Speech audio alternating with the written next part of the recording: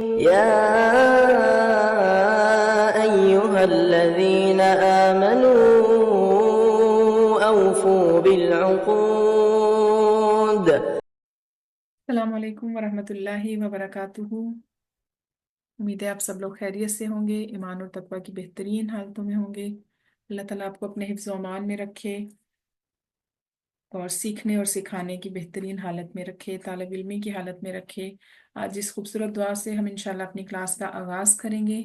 یہ ان اذکار میں سے ہے کہ جو نماز کے بعد بھی پڑھنے کی نبی صلی اللہ علیہ وسلم نے اس کی نصیحت فرمائی، اور پھر یہ ایک ایسی دعا ہے کہ جس کو ہم سونے سے پہلے بھی پڑھتے ہیں۔ تو اس دعا میں کہا جاتا ہے اللہم قنی عذابک، اے اللہ مجھے تو اپنے عذاب سے بچانا، یوم تبعث او تجمع عبادک، کہ جس دن تو اپنے بندوں کو اٹھائے گا یا جمع کرے گا۔ اور اس کو صرف اتنا بھی پڑھا جا سکتا ہے اللہم قنی عذابک یوم تبعث عبادک۔ اور یہ ہم سونے سے پہلے اس لیے پڑھتے ہیں کہ جب بھی انسان سوتا ہے تو اس کو یہ کوئی گارنٹی نہیں ہے کہ وہ اٹھے گا بھی، اور اگر سوتے میں جس طرح اگر کسی انسان کی ڈیتھ ہو جاتی ہے تو وہ اسی دن اٹھے گا جس دن اللہ تعالیٰ سب بندوں کو اٹھائیں گے۔ تو سونے سے پہلے یہ دعا ضرور پڑھنی چاہیے کہ اگر سوتے ہوئے اگر کسی کی ڈیتھ ہو جائے، کسی کا انتقال ہو جائے، تو وہ جس دن اٹھے پھر وہ اللہ تعالیٰ سے یہی دعا کر کے سوئے کہ اللہ تعالیٰ مجھے اپنے عذاب سے محفوظ رکھنا۔ اور پھر ہم ہر نماز کے بعد بھی اللہ تعالیٰ سے یہ دعا مانگتے ہیں کہ اللہ تعالیٰ اس دن ہمیں اپنے عذاب سے محفوظ رکھیں، اپنی ناراضگی سے محفوظ رکھیں، اللہ تعالیٰ اپنے غضب سے محفوظ رکھیں۔ تو یہ چھوٹی سی ایک دعا ہے، اس کو ضرور یاد کر لیں۔ اللہم قنی عذابک یوم تبعث عبادک۔ اللہ تعالیٰ ہم سب کو ان لوگوں میں شامل فرمائیں کہ جو اللہ تعالیٰ کے عرش کے سائے تلے ہوں گے اور جن سے اللہ تعالیٰ راضی ہوں گے اس دن۔ اللہ تعالیٰ ہم سب کو اس دن کے عذاب سے بچائیں، آمین۔ تو انشاءاللہ ہم اپنا سورہ مائدہ کا شروع کرتے ہیں۔ اعوذ باللہ من الشیطان الرجیم، بسم اللہ الرحمن الرحیم، رب اشرح لی صدری ویسر لی امری واحلل عقدۃ من لسانی یفقہوا قولی، ربی زدنی علما، اللہم انفعنی بما علمتنی وعلمنی بما ینفعنی وزدنی علما۔ یا ایھا الذین آمنو، اے لوگو جو ایمان لائے ہو، لا تسألوا، نہ تم سوال کرو، ان اشیاء، ان چیزوں کے بارے میں، ان تبد لکم، کہ اگر وہ ظاہر کر دی جائیں تم پر، تسؤکم، تو وہ تمہیں بری لگیں، وَإِن تَسْأَلُوا، اور اگر تم سوال کرو گے، انہا، ان کے بارے میں، حین ينزل القرآن، کہ جب قرآن نازل کیا جا رہا ہو، تبد لکم، تو وہ تمہارے لیے ظاہر کر دی جائیں گی، عفا اللہ عنہا، اللہ تعالیٰ نے ان سے درگزر فرمایا ہے، اور اللہ تعالیٰ بے حد بخشنے والا اور نہایت بردبار ہے، واللہ غفور حلیم۔ تو یہاں پر یہ جو آیت ہے، اس سے پہلے ہم جیسے سورہ مائدہ میں احکامات پڑھتے آ رہے ہیں، اور بہت ہی ایک حتمی قسم کے احکامات ہیں حلال کے بارے میں اور حرام کے بارے میں، اور پھر ان احکامات کو دینے کے بعد مومنوں کو ادب بھی سکھایا گیا کہ جب احکامات تم پر ظاہر ہو جائیں تو پھر ان کے بارے میں سوال نہ کرو، کیونکہ کثرت سوال جو ہے یہ پسندیدہ نہیں ہے، اور خاص طور پہ ان احکامات کے بارے میں کہ جو نبی پڑھ کر سنا رہا ہو تو ان کے بارے میں سوال نہ کرو، کیونکہ نبی صلی اللہ علیہ وآلہ وسلم نے بھی کثرت سوال سے منع فرمایا ہے، اور پچھلی قوموں کا رویہ بھی یہی تھا کہ وہ اپنے انبیاء سے بہت زیادہ سوال کرتے تھے۔ اور پھر اس کے بعد یہ ہے کہ نبی صلی اللہ علیہ وآلہ وسلم کے بارے میں لوگ اس طرح کرتے تھے، یہ مشرکین وغیرہ، اور دوسرے جو تھے کہ اسلام نہیں لاتے تھے، اور دوسرا اس چیز کا مذاق بھی اڑاتے تھے، یعنی اگر آپ کے پاس اللہ تعالیٰ کی طرف سے وحی آتی ہے تو آپ کو ایسا کوئی علم ہے جو ہمیں علم نہیں ہے، یعنی اگر آپ کو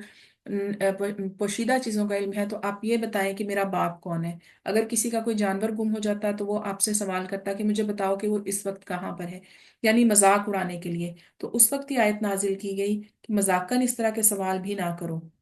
یعنی اگر ایسی چیزیں تم پر ظاہر کر دی جائیں کہ جو تمہیں پتہ نہیں ہے تو تمہیں بہت ناگوار گزرے، یعنی جیسے نبی صلی اللہ علیہ وآلہ وسلم نے ایک خطبے میں ارشاد فرمایا کہ اگر تم اسے جان لو جسے میں جانتا ہوں تو تم کم ہنسو اور زیادہ رو۔ تو اللہ تعالیٰ نے یہاں پر فرمایا کہ اللہ تعالیٰ نے درگزر فرمایا ان چیزوں سے، بہت سی ایسی چیزیں ہیں کہ جو اللہ تعالیٰ نے تم پر ظاہر نہیں کی تو ان کے بارے میں سوال بھی نہ کرو۔ یعنی ہم جانتے ہیں کہ جو علم کل ہے وہ صرف اللہ تعالیٰ کی ذات کے پاس ہے۔ اللہ تعالیٰ کی ذات نے جتنا چاہا اس نے اپنے انبیاء کو، اپنے نیک لوگوں کو اور عام لوگوں کو جس قدر چاہا ان کی اللہ تعالیٰ نے ان کو عطا فرمایا، جیسے آیت الکرسی میں بھی ہم پڑھتے ہیں کہ اللہ تعالیٰ کے علم کا احاطہ کوئی چیز نہیں کر سکتی، اس کا علم لامحدود ہے، اور صرف اتنا جتنا وہ بندوں کو خود دینا چاہے۔ تو ایسی چیزیں جن کا علم دے دیا گیا ان پہ اکتفا کرو، اور پھر یہ کہ غیر ضروری سوالات نہ کرو، کیونکہ غیر ضروری سوالات سے چیزیں بہت مشکل بن جاتی ہیں۔ اور جیسے ہم نے بنی اسرائیل کے بارے میں بھی پڑھا، جب ہم نے سورۃ البقرہ میں پڑھا کہ وہاں پر انہوں نے جب ان کو گائے ذبح کرنے کا ایک حکم دیا گیا تو انہوں نے اتنے زیادہ سوال کیے، اپنے لیے اس حکم کو مشکل بنا لیا کہ گائے کیسی ہو، اس کا رنگ کیسا ہو، کھیتی باڑی کرتی ہو یا نہ کرتی ہو، اور اس طرح کے ایسے سوالات، اصل میں وہ حکم کو پورا نہیں کرنا چاہ رہے تھے، لیکن سوالات کی وجہ سے وہ حکم ان کے لیے اتنا مشکل ہوتا گیا کہ آخر کار ان کو بہت زیادہ ایک تکلیف کر کے اس کو پورا کرنا پڑا۔ اور پھر نبی صلی اللہ علیہ وسلم نے یہ بھی فرمایا کہ مسلمانوں میں سب سے بڑا مجرم وہ ہے کہ جس نے کسی ایسی چیز کے متعلق پوچھا جو حرام نہیں تھی لیکن اس کے سوال کی وجہ سے حرام کر دی گئی۔ اور پھر یہ ہے کہ یعنی ایسی چیزیں جیسے جس سے اللہ کے نبی نے یعنی ان کو نہ تو انہوں نے حرام قرار دیا، نہ ہی ان کو کیا، لیکن اس کے بارے میں خاموشی اختیار کی، تو ایسی چیزوں کو مباح کہا جاتا ہے، یعنی اگر وہ کر بھی لی جائیں تو ان کا کوئی گناہ نہیں، کیونکہ نبی صلی اللہ علیہ وسلم نے ان سے روکا نہیں ہے۔ تو ایسی چیزیں جو نہیں ظاہر کی گئیں وہ ان سے پوچھو نہ۔ اور کیسی چیزیں تھیں جو ان کے لیے ناگوار گزرتی تھیں، جیسے لوگ آ کے بارے آپ سے نبی صلی اللہ علیہ وسلم سے سوالات کرتے تھے کہ اب جو ہمارے آباء و اجداد ہیں وہ کہاں پر ہیں، ہمیں بتائیں اللہ سے پوچھ کر کہ وہ جہنم میں ہیں، جنت میں ہیں۔ تو آپ صلی اللہ علیہ وسلم اگر ان کو جواب دے دیتے تو انہیں تکلیف ہوتی، اور پھر یعنی کوئی ایسی شرعی کوئی شدت ظاہر ہو جاتی یا ایسی کوئی چیز ظاہر ہو جاتی جو ان کے لیے ناپسندیدہ ہوتی، تو قرآن نے یہاں اس چیز سے منع فرمایا، یعنی لا یعنی سوالات نہ کرو۔ اور پھر بعض دفعہ ایسا ہوتا ہے کہ کوئی ایسا حکم ہوتا ہے اس میں شدت آ جاتی ہے، جیسے نبی صلی اللہ علیہ وسلم نے جب حج کے بارے میں بتایا کہ تم پر حج فرض ہے، تو ایک شخص نے پوچھا کہ یا رسول اللہ ہر سال؟ آپ نے خاموشی اختیار کی۔ پھر اس نے پوچھا ہر سال؟ آپ نے پھر خاموشی اختیار کی۔ یعنی بعض دفعہ نبی صلی اللہ علیہ وسلم ایسی خاموشی اختیار کرتے تھے کہ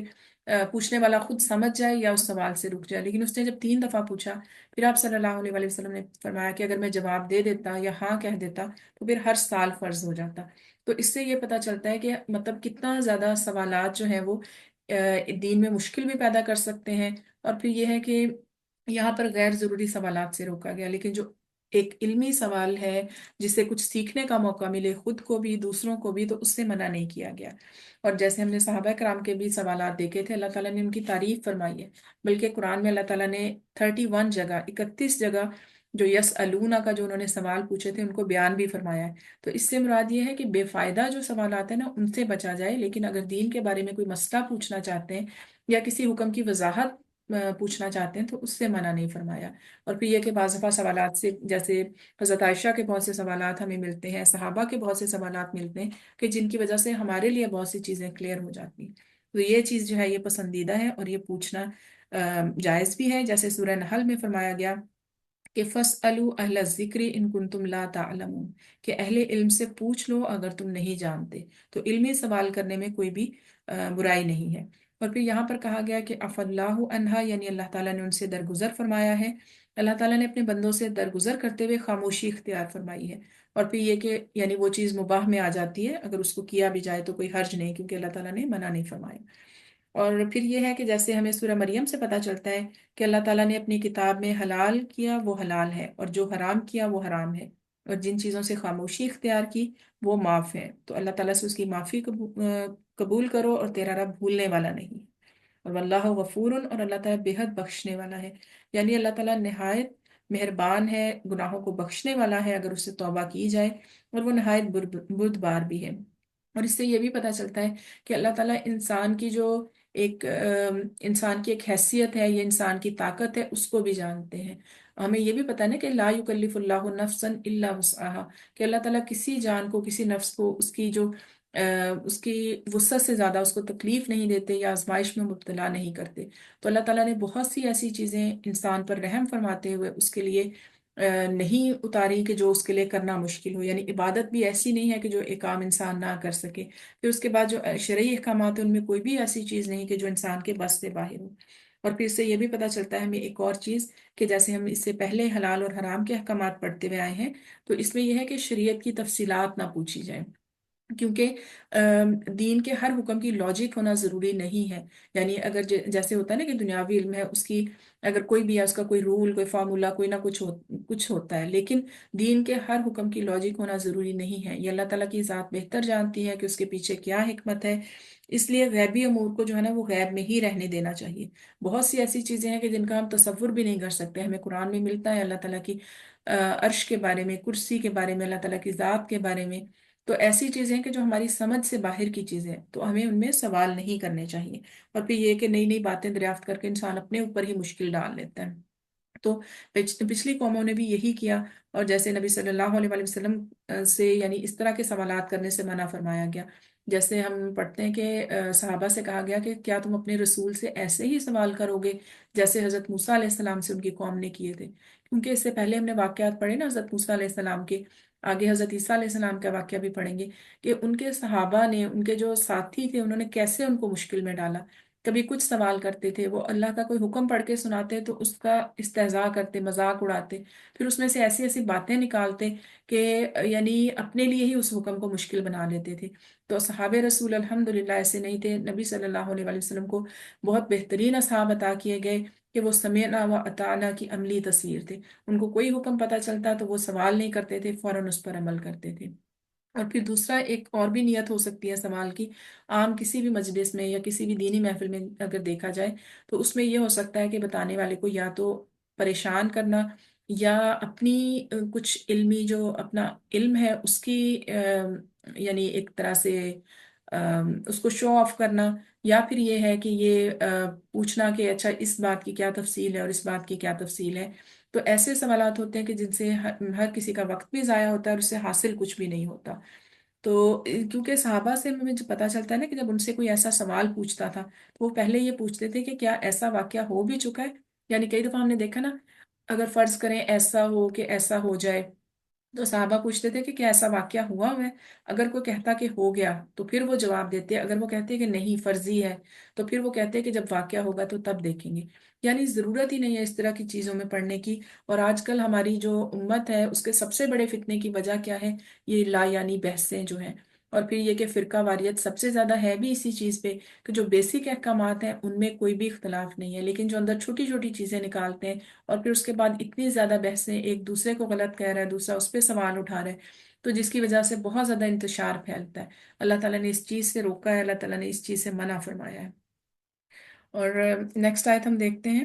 کہ قد سألہا، آگے بھی بتایا گیا کہ قد سألہا یقیناً پوچھا، قوم نے من قبلکم تم سے پہلے، یعنی بے شک تم سے پہلے کچھ لوگوں نے بھی سوال کیا تھا ان کے بارے میں، ثم اصبحوا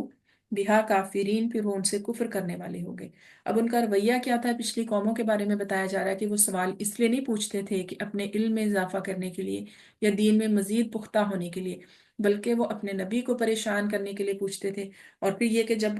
ان کو اس حکم کا پتہ چل جاتا تھا تو پھر اس سے منکر ہو جاتے تھے، یعنی مقصد عمل کرنا نہیں ہوتا تھا۔ جب بھی انہوں نے حرام چیزوں کے بارے میں سوال کیا پھر انہیں جواب دیا گیا تو اس پر ایمان نہیں لائے۔ اور پھر یہ ہے کہ اگر ہو سکتا ہے کہ اس سے پہلے وہ حکم ظاہر نہ کیا جاتا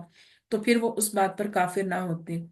لیکن جب انہوں نے پوچھ لیا، ایک حکم آ گیا، تو اب انکار کی کوئی گنجائش نہیں ہے۔ یہاں پر بنی اسرائیل کی طرف اشارہ کیا جا رہا ہے، کیونکہ ان کا یہ حال تھا کہ اپنے انبیاء سے ایک ایک چیز پوچھتے تھے، اور پھر خواہ اس پر عمل کرنا ہوتا یا نہ، پھر جب وہ حرام قرار دی جاتی تو پھر اس سے باز نہ آتے، اور فرض قرار دی جاتی تو اس کو پورا نہ کرتے۔ یعنی رویہ ان کا سرکشی کا یہ تھا کہ صرف سوال برائے سوال تھا۔ اگر اللہ تعالیٰ اس حکم سے منع فرما دیتے کہ یہ نہیں کرنا تو اس کو کرتے، اور کسی چیز کے کرنے کا حکم دیتے تو اس کو نہ کرتے، اور دونوں حالتوں میں کیا کرتے؟ نافرمان ٹھہرتے۔ اور یہ ساری آفت کس وجہ سے آتی تھی؟ بلا ضرورت سوال کی وجہ سے۔ یہاں پر مومنوں کو ادب بھی سکھایا جا رہا ہے کہ جس مقصد کے لیے قرآن سیکھنے کے لیے بیٹھے ہیں، اللہ کا دین سیکھنے کے لیے بیٹھے ہیں، اس پر فوکس کریں، بجائے اس کے کہ اس طرح کے مسائل فرضی نکالنا یا پھر اس میں سے ایسی چیزیں نکالنا کہ جس سے مزید جو ہے چیزیں پیچیدہ ہوتی جائیں، کیونکہ اللہ کا دین بہت آسان ہے اور بہت واضح ہے۔ اس میں کچھ چیزیں جیسے ہمیں پتہ چلتا ہے نا، بہت واضح آیات ہیں، لیکن کچھ ہیں جو مشتبہ آیات ہیں، یعنی اس کے کئی میننگ نکل سکتے ہیں۔ تو جو گمراہ ہونے والا ہوتا ہے نا وہ اس قرآن سے گمراہ بھی ہو جاتا ہے، کیونکہ وہ اس میں سے ایسی ایسی چیزیں ڈھونڈتا ہے، اس کی تعویل ایسی کرتا ہے کہ دوسرے لوگ بھی گمراہ ہوتے ہیں اور وہ خود بھی گمراہ ہوتا ہے، جیسے پہلی قوموں کے بارے میں بھی بتایا گیا۔ تو پھر مسلمانوں کو ایسے سوالات سے روک دیا گیا، جیسے کھانے کے بارے میں عیسائیوں نے کیے تھے، اللہ تعالیٰ سے سوالات کیے اور پھر اس کے منکر ہو گئے۔ اور پھر اللہ تعالیٰ نے فرمایا کہ قرید نہ کرو، ورنہ اگر تمہاری قرید کرنے کی وجہ سے قرآن میں کسی حکم کے بارے میں سختی اتر آئی تو تمہیں ناگوار گزرے گا، بلکہ وہی کا انتظار کرو، تمہارے دلوں میں جو سوالات کھٹک رہے ہیں ان سب کا تسلی بخش جواب آ جائے گا۔ یہ سورہ، یہ مختصر ابن کثیر کی روایت ہے۔ اور اس سے یہ بھی ہمیں پتہ چلتا ہے کہ صحابہ کی بھی ایسی، یعنی ان کی زندگی میں یا ان کے دل میں ایسے سوالات یا ایسے معاملات پیش آتے تھے کہ جس کے بارے میں وہ بعض دفعہ کنفیوژن میں ہوتے تھے، کیونکہ ہمیں پتہ ہے نبی صلی اللہ علیہ وآلہ وسلم نے جس معاشرے میں دین کی تبلیغ کی، وہاں پر ہر برائی عام تھی، وہاں پر قتل و غارت عام تھی، وہاں پر شراب عام تھی، وہاں پر شکار عام تھا، ہر چیز ایسی تھی کہ جس کے بارے میں اللہ تعالیٰ کا حکم نازل ہوا، لیکن سب ایک وقت میں نازل نہیں ہوا۔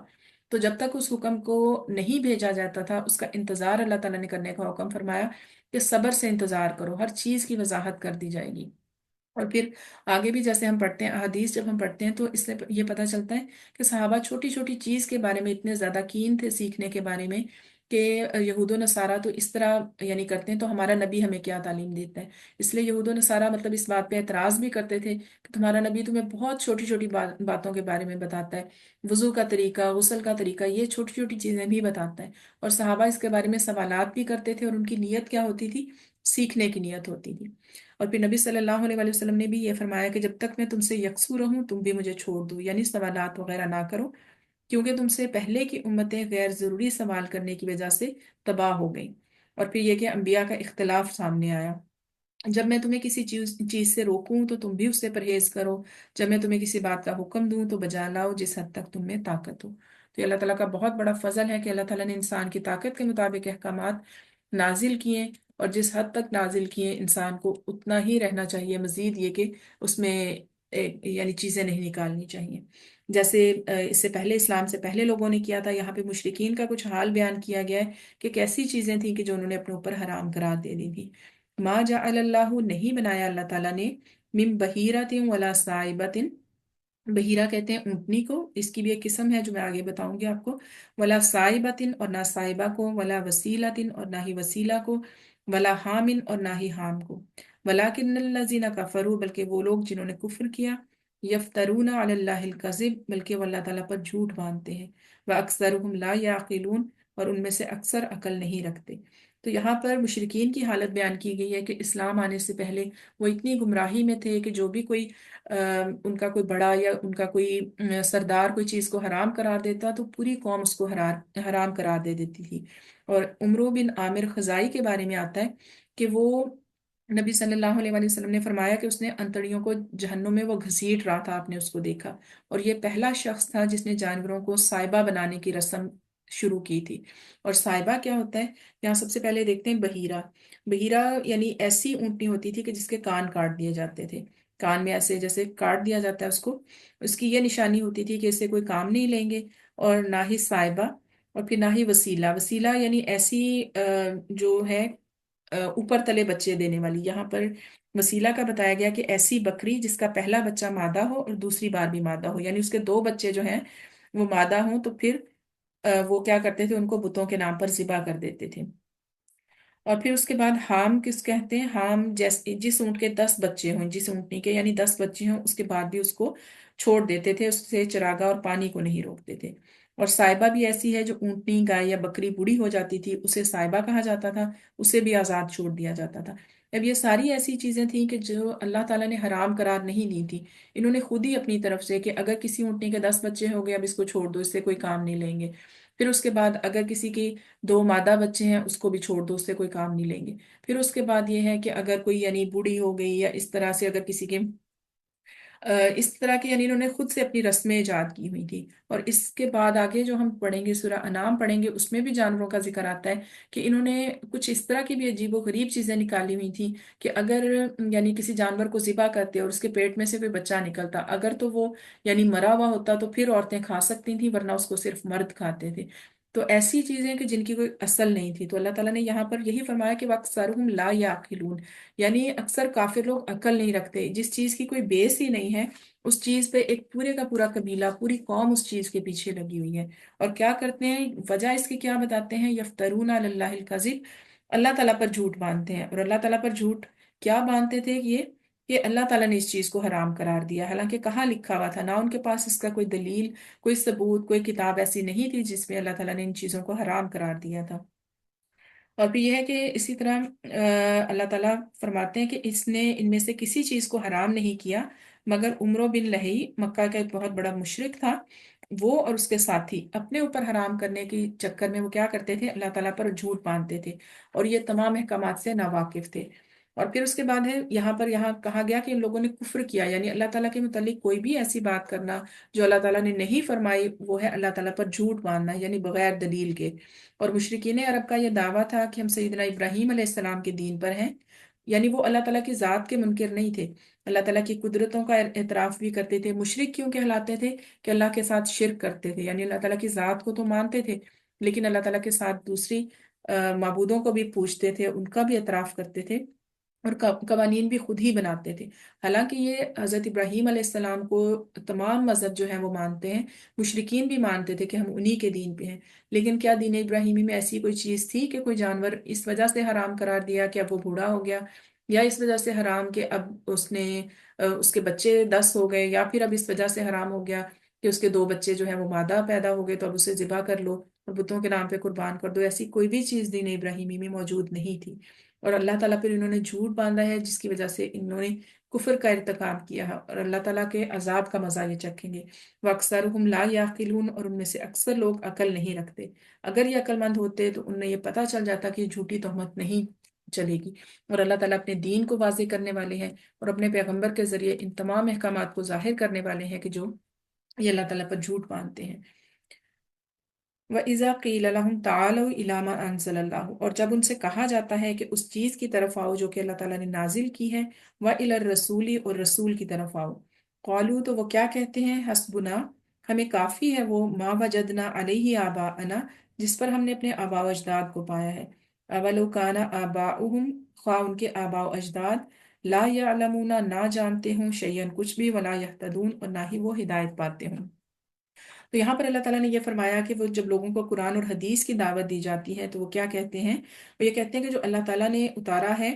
जो हमारे आबा अजदाद के पास था, वो हमारे लिए काफ़ी है, यानी अब हमें किसी भी दीन की ज़रूरत नहीं है। एक और जगह हम कुरान में पढ़ते हैं कि वो कहते हैं कि वो क़ालू क़ुलूबुना गुल्फ़, वो कहते हैं कि हमारे दिल गुलाफ़ों में है, यानी इतने पाकीज़ा हैं कि अब तो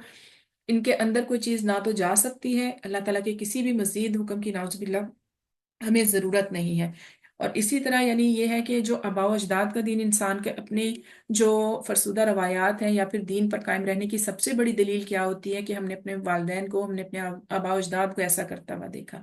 हालांकि अल्लाह ताला क्या फरमा रहे हैं कि तालौ इला मा अंज़लल्लाहु व इलर रसूल, कि रसूल की तरफ आओ, रसूल ही बताएगा कि अल्लाह ताला ने क्या नाजिल किया है और क्या हक है। लेकिन वो क्या कहते थे कि वो अपने दीन पर कायम रहने की लॉजिक ये बताते थे कि हमारे लिए आबा व अजदाद का दीन ही काफ़ी है। तो यहाँ पर अल्लाह ताला फरमा रहे हैं कि इस चीज़ की उनके पास क्या गारंटी है कि आबा अजदाद हक पर थे। तो अल्लाह ताला यही यहाँ पर इस चीज़ की वजाहत कर रहे हैं कि उनके आबा अजदाद भी कुछ ना जानते और ना ही वो हिदायत पाते हों, यानी उनके आबा अजदाद जो थे वो भी मुशरिक ही थे, वो भी अल्लाह ताला की नाफरमानी करने वाले ही थे। और इस कैसे इनको ये इस चीज़ का पता है कि वो लोग सिरात मुस्तकीम पर थे। तो नबी सल्लल्लाहु अलैहि वसल्लम ने भी यानी इस चीज़ से मना फरमाया है। और फिर यानी हमें ये भी पता चलता है कि ऐसे शख्स के लिए हलाकत है, बर्बादी है, जो कुरान और सुन्नत के इल्म के बगैर हिदायत के रास्ते को छोड़ देता है। यानी जब कुरान और सुन्नत का इल्म आ गया तो फिर शक और गुमराही की क्या सूरत रह जाती है। उस वक्त तक तो आप किसी भी इंसान के पास ये एक्सक्यूज़ है कि हमें उस हुक्म का पता नहीं था, हमारे ख़ानदान में एक चीज़ ऐसे ही चल रही थी, या फिर हम बचपन से यही देखते आए हैं। लेकिन अब जब इंसान बालिग हो जाता है, खुद बड़ा हो जाता है, फिर वालिदैन की जिम्मेदारी खत्म हो गई, फिर आबा अजदाद की जिम्मेदारी खत्म हो गई, फिर इंसान अपने अमल का खुद जिम्मेदार है। अल्लाह ताला ने एक इंडिपेंडेंट इंसान हर किसी को बनाया है, अकल दी है, शऊर दिया है, और फिर दीन को समझने के मौके भी दिए हैं। तो फिर क्या सूरत रह जाती है कि इंसान उसी चीज़ पर कायम रहे कि जो शुरू से आबा अजदाद के ज़माने से चलती आ रही है। और अगर आजकल भी देखा जाए तो हम सिर्फ जो है ना रवायात के मामले में या फिर ये कि दीन के मामले में हम आबा अजदाद का जिक्र करते हैं कि हमारे ख़ानदान में शुरू से ये होता आ रहा है और हमारे लिए छोड़ना मुश्किल है, बल्कि बाकी जो दूसरी चीज़ें हैं उसमें हम हर चीज़ में हम मॉडर्निज्म इस्तेमाल कर लेते हैं, हम जिदत पसंदी की इख्तियार कर लेते हैं, लिबास में, खानों में, घरों में, लाइफस्टाइल में, हर चीज़ में चेंज आ गई। लेकिन ये है कि अगर कोई नहीं दीन के रास्ते पर चलना चाहता, सही इल्म हासिल नहीं करना चाहता, तो उसके सबसे बड़ी दलील क्या है कि हमने यही सुना है और हमने यही होते हुए देखा है अपने खानदान में। हालांकि आबा अजदाद हो सकता है कि उनमें से बहुत से लोग ऐसे हों कि जिन्होंने दीन का बाकायदा इल्म ही ना हासिल किया गया हो। तो यहाँ पर अल्लाह ताला खास तौर पर यहाँ पर मुशरिकीन के बारे में फरमा रहे हैं, लेकिन ये हर आम इंसान के लिए सोचने की बात है کہ ہمیں اس چیز کو بالکل ریوائز کرنے کی ضرورت ہے کہ جس دین پر ہیں، جن طور طریقوں پر ہم ہیں، یا عبادت کے یا اپنی عام زندگی میں ہم نے جو طور طریقے استعمال کرتے ہیں ہم، تو کیا وہ واقعی سنت کے مطابق ہیں یا وہ آباء و اجداد کا دین ہے۔ جیسے بہت سے علاقوں میں یہ ہے کہ جو بڑی بوڑھیوں سے جیسے سنا تو وہی دین ہوتا ہے کہ اچھا پیدائش کے موقع پر یہ کیا جاتا ہے، حالانکہ اس میں دین کی کوئی اصل ہو نہ چاہے، اور پھر شادی کے موقع پر یہ کیا جاتا ہے، اور یہ زیادہ تر یہ رسوم و رواج ہیں، اور کہاں سے آئے کہ وہ آباء و اجداد سے۔ تو مطلب زمانہ جاہلیت سے یہ بات چلی آ رہی ہے کہ ہمارے لیے وہ کافی ہے کہ جو بس ہو رہا ہے یا جو ہم نے دیکھا ہے۔ تو اللہ تعالیٰ نے اس چیز کو منع فرمایا کہ آباء و اجداد کی غلامی ترک کر کے انسان کے ضمیر کو جھنجھوڑا ہے کہ کیا واقعی باپ دادا کی تقلید ہی کریں گے، یعنی چاہے ان کے پاس صحیح علم نہ بھی ہو تو اللہ تعالیٰ نے آپ کو ایک شعور دیا ہے، ایک عقل دی ہے، تو اس کے بعد علم حاصل کر کے اپنے عمل کو صحیح کریں۔ اور پھر جب لوگوں کو دعوت دی جاتی ہے تو وہ کیا کہتے ہیں کہ اس دعوت کو قبول نہیں کرتے، یعنی مشرکین کے بارے میں بات ہو رہی ہے کہ وہ کافر ہو جاتے ہیں۔ اور پھر یہاں پر دو راستے کوئی بھی نہیں ہے، یعنی اللہ تعالیٰ کی دعوت قبول کرنے اور نہ قبول کرنے والوں کے درمیان کوئی صورت نہیں ہے۔ نیکسٹ آیت میں اللہ تعالیٰ فرما رہے ہیں کہ یا ایھا الذین آمنو، اے لوگو جو ایمان لائے ہو، علیکم انفسکم، تم پر اپنی جانوں کی حفاظت لازم ہے، لا یضرکم، نہیں کوئی نقصان پہنچائے گا، من ضل اذا اہتدیتم، تو جو گمراہ ہوا وہ تمہیں نقصان نہیں پہنچائے گا جب تم ہدایت پا جاؤ۔ الی اللہ مرجعکم، تم سب نے اللہ کی طرف ہی لوٹ کر جانا ہے، فینبئکم بما کنتم تعملون، چنانچہ وہ تمہیں بتا دے گا جو بھی تم عمل کیا کرتے تھے۔ جیسا بھی میں نے ذکر کیا کہ ہر انسان جو ہے ایک انڈیپینڈنٹ ہیومن بینگ ہے، اس کے اوپر اس کی اپنی عمل کی ذمہ داری ہے، اور پھر یہاں پر اپنی جانوں کی یعنی حفاظت کرو، اپنے نفس کی اصلاح کرو، اور نیک اعمال میں سرگرم رہو۔ اللہ تعالیٰ نے فرمایا کہ انسان کا دوسرے کو پہنچا دینا ہے، لیکن یہ کہ جو عمل کی ذمہ داری ہے وہ ہر انسان کی اپنی ہے۔ یعنی یہاں پر جان کی جو حفاظت ہے اس سے مراد یہ ہے کہ اللہ تعالیٰ کی نافرمانی کے کاموں سے بچو، حرام کاموں سے بچو، اور پھر یہ کہ لہو و لعب میں پڑنے سے بچو، اپنی زندگی کی جو صلاحیتیں ہیں نا اس کو بیکار ضائع نہ کرو۔ اور پھر یہاں پر جیسے نبی صلی اللہ علیہ وسلم نے بھی فرمایا، سورہ تحریم کی آیت ہے، آپ نے یہ پڑھ کر سنائی کہ اے لوگو جو ایمان لائے ہو، اپنے آپ کو اور اپنے گھروں کو آگ سے بچاؤ۔ یعنی جان کی سب سے پہلی ذمہ داری انسان کی کیا ہے کہ اپنے آپ کو آگ سے بچائے، اپنے اعمال ایسے کرے کہ جو اللہ تعالیٰ کے غضب کو بھڑکانے والے نہ ہو، جو اللہ سے قریب کر دیں، یعنی نیک اعمال کو سمجھنے میں، اس کو انجام دینے میں انسان جلدی کرے۔ اور پھر یہ کہ جو اس کے ارد گرد لوگ ہیں، اس کی سب سے پہلے اس کی فیملی آ جاتی ہے، ان کو بھی جو ہے نا وہ یعنی احکامات بتاؤ، انہیں بھی آگ سے بچاؤ۔ اور پھر اس کے بعد یہ ہے کہ اگر یعنی ایسی کوئی چیز دیکھتے ہیں کہ جو کسی میں ہے، اور پھر سب سے ایک بہترین چیز کہ اس کو ایک تو دین کا حکم بتایا جائے، اور دوسری اس کے لیے دعا کی جائے۔ سب سے بہترین چیز یہ ہے کہ اللہ تعالیٰ سے اس کی ہدایت کی دعا کی جائے۔ اور پھر اللہ تعالیٰ نے فرمایا کہ جب تم ہدایت پا جاؤ تو جو گمراہ ہو وہ تمہیں نقصان نہیں پہنچائے گا، یعنی اگر تم ہدایت پا جاؤ، اللہ کے حکم پر عمل کرنا شروع کر دو، رسول کے حکم کی طرف آ جاؤ، تو تم نے تو اپنی اصلاح کر لی، تو وہ شخص تمہارا کچھ نہیں بگاڑ سکتا جو راہ راست سے بھٹک گیا۔ یعنی اگر کوئی تمہارے سمجھانے کے باوجود بھی وہ راہ ہدایت پر نہیں آتا، وہ اللہ کے حکم کو نہیں مانتا، تو اس میں تمہارا نقصان نہیں ہے، تمہاری عقیدے کی اصلاح تو ہو گئی۔ یعنی جیسے اس کی ایسے ہی مثال لی جا سکتی ہے کہ اگر کوئی قرآن کا دین کا علم سیکھنا شروع کرتا ہے، اسے کسی نئی بات کا پتہ چلتا ہے، یا اس سے پہلے اگر وہ جس طرح پاکستان میں بہت زیادہ یہ عام ہے، ہمارے ملک میں کوئی مزار پرستی یا پھر ایسے مزاروں پہ جانا یا یہ وہ، اگر فیملی میں یہ چیز تھی، اس کو اس چیز کا علم ہوا کہ یہ چیزیں غلط ہیں، اس نے خود چھوڑ دی، لیکن باقی فیملی کے لوگوں کی ذمہ داری اس کے اوپر نہیں ہے، اگر وہ سمجھانے کے باوجود بھی لوگ باز نہیں آتے، بہت سی ایسی، یہ تو میں نے ایک مثال دی ہے، کوئی بھی ایسی بات ہے کہ جسے سمجھانے کے باوجود لوگ باز نہیں آتے، تو پھر آپ مطلب اس بارے میں پریشان نہ ہو، آپ کے اپنے عقیدے کی اصلاح ہو گئی، بہت یعنی احتیاط سے پیار سے اپنی کوشش جاری رکھیں، لیکن یہ ہے کہ اللہ تعالیٰ فرماتے ہیں کہ لا یضرکم، وہ تمہیں نقصان کوئی نہیں پہنچائے گا اگر تم نے اپنی اصلاح کر لی۔ تو جو دین کو نہیں سمجھتا، جس نے یعنی علم آنے کے بعد بھی ہدایت نہیں پائی، تو وہ پھر کسی کا کچھ نہیں بگاڑ سکتا۔ اور پھر یہ اس سے ہمیں یہ نہیں لینا چاہیے کہ ہم امر بالمعروف یا نہیں انل منکر کا کام چھوڑ دیں، یعنی دوسروں کو بتانا چھوڑ دیں یا غلط کام سے منع کرنا چھوڑ دیں، بلکہ یہ تو ذمہ داری ہے ہی ہے، لیکن یہ ہے کہ انسان ایک حد تک کر سکتا ہے، جیسے نبی صلی اللہ علیہ وسلم کو بھی فرمایا گیا کہ آپ کا جو فریضہ ہے، آپ کی ذمہ داری ہے صرف پہنچا دینا ہے۔ اور اسی طرح یعنی سیدنا ابوبکر صدیق رضی اللہ تعالیٰ عنہ کے بارے میں آتا ہے کہ اللہ تعالیٰ کی حمد و ثنا کے بعد انہوں نے اپنے خطبے میں فرمایا کہ لوگوں تم اس آیت کو پڑھتے ہو، اے لوگوں جو ایمان لائے ہو، تم پر اپنی جانوں کا بچاؤ لازم ہے، یہی آیت جو ابھی ہم پڑھ چکے ہیں۔ اور اور تم اس سے غلط استدلال کرتے ہو۔ میں نے رسول اللہ صلی اللہ علیہ وآلہ وسلم کو یہ فرماتے ہوئے سنا کہ بے شک لوگ جب کسی ظالم کو دیکھیں اور اس کا ہاتھ نہ پکڑے تو قریب ہے کہ اللہ تعالیٰ ان سب کو اپنے عذاب کی گرفت میں لے لے۔ یعنی اسی آیت کی وضاحت سیدنا ابوبکر صدیق رضی اللہ تعالیٰ عنہ نے فرمائی کہ اس سے غلط مطلب نہ لو، یعنی یہ نہیں کہ دوسروں کو برائی سے روکنا چھوڑ دو۔ نبی صلی اللہ علیہ وآلہ وسلم نے فرمایا کہ جب کسی قوم میں کچھ لوگ برائی کریں اور دوسرے لوگ اسے ختم کرنے کی طاقت بھی رکھتے ہیں اور اسے ختم نہ کریں تو قریب ہے کہ اللہ تعالیٰ ان کی اس کوتاہی کی وجہ سے ان سب کو اپنے عذاب میں شامل کرے۔ اور یہاں پر یہ اسی وجہ سے یہ مطلب یہ چیز شامل کی گئی کہ اس میں ہے نا کہ تم پر صرف اپنی ہدایت کی ذمہ داری ہے، یا پھر یہ ہے کہ دوسرے کی گمراہی تمہیں نقصان نہیں دے سکتی، تو اس سے غلط مطلب نہ نکالا جا سکے کہ دوسرے کو ہدایت دینا یا دوسرے کو بتانا بھی جو ہے وہ چھوڑ دیں۔ اللہ مرجعکم جمیعا، تم سب نے اللہ تعالیٰ کی طرف ہی لوٹ کر جانا ہے، یعنی اللہ تعالیٰ کے پاس اکٹھے ہونا ہے۔ تو یہاں پر نیک اعمال کی جو ہے نا وہ ایک ترغیب بھی دی گئی اللہ تعالیٰ کی طرف سے، فَيُنَبِّئُكُم بِمَا كُنتُمْ تَعْمَلُونَ، تو اللہ تعالیٰ تمہیں بتا دے گا جو بھی تم عمل کیا کرتے تھے، یعنی اللہ تعالیٰ تمہارے اچھے اور برے اعمال سے آگاہ کر دے گا۔ اور پھر اس سے یہ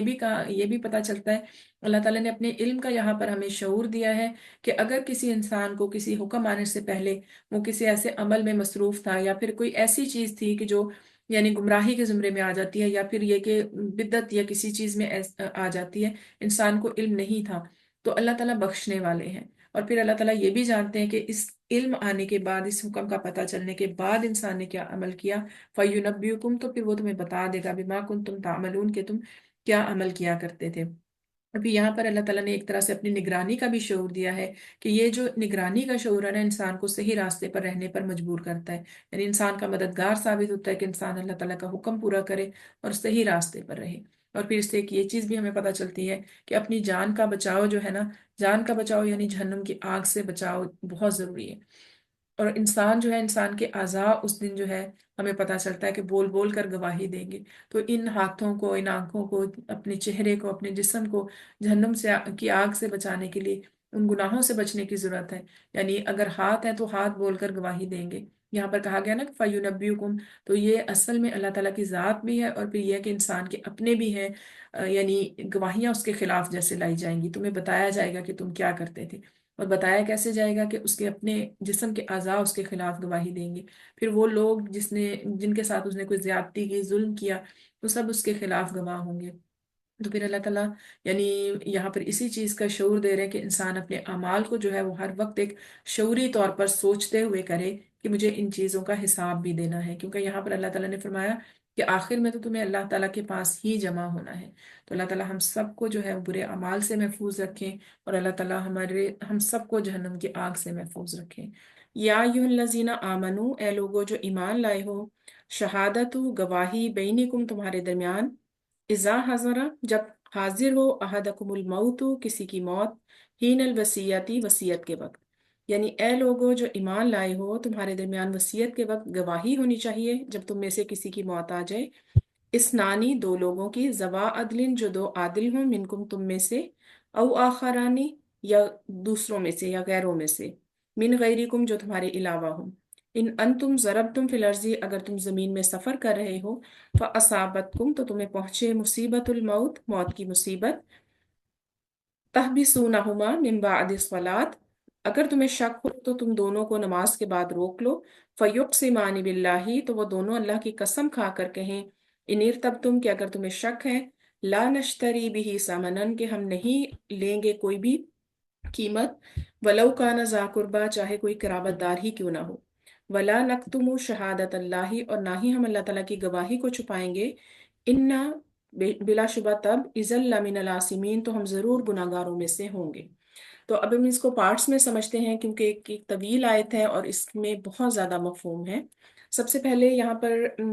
یہ دیکھ لیتے ہیں کہ اس میں کیا کس چیز کا کہا گیا۔ اس میں ایک تو غیر مسلم کی گواہی کے بارے میں ہے، اور دوسرا وصیت کے بارے میں ہے۔ وصیت اس نصیحت کو کہتے ہیں کہ جب انسان میں موت کے آثار نظر آنا شروع ہو جائیں، اس وقت پر